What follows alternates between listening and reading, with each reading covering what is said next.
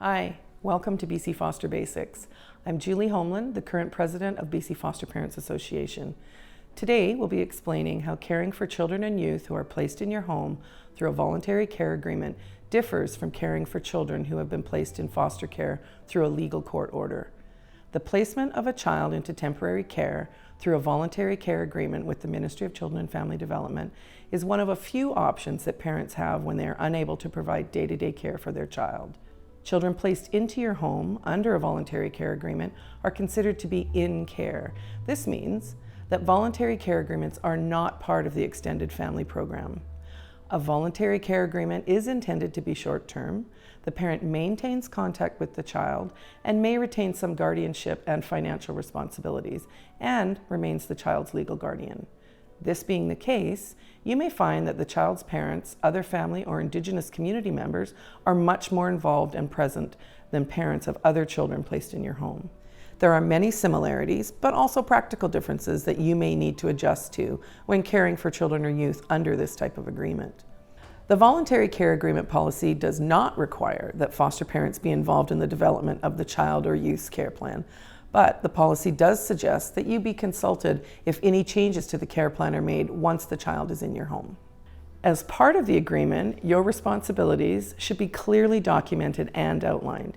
You should have a full understanding of the parent's continued involvement and how flexible you may need to be. As a foster parent, you will still be caring for a child in your home, setting your house rules, and coordinating visits with family members. However, for children placed with you under a voluntary care agreement, you may experience some logistical differences. For example, visits with parents may be longer and more frequent. Scheduled visits may have less structure. You may have less direct contact with the child's worker and more contact with the child's parents. You may need to contact the parents to sign forms for school activities rather than signing them yourself. More of your personal contact information may be shared, such as your cell phone number and your address. Rules for bedtimes, curfews, and the use of electronics and cell phones may be different. And the parents may continue to have responsibilities for arranging medical and dental appointments. The parents of children in your home under a voluntary care agreement may not completely understand your caregiver role. Being a contracted foster caregiver involves guidelines and restrictions they may be unaware of. It may be necessary for you or the worker to explain to the parents that you have other children in your care and that your schedule and routines require planning to accommodate for the needs of your whole family.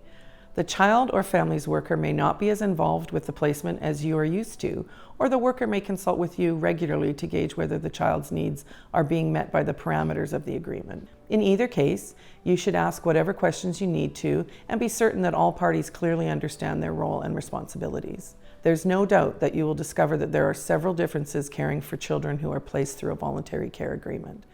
We've provided only a few of the possible examples here. Most importantly, voluntary care agreements are intended to be temporary so that children can return to their parents after a brief period of time. Parents maintain the authority to terminate the voluntary care agreement when they are ready to do so. If you have any further questions about voluntary care agreements, please contact BC Foster Parents Association at 1-800-663-9999.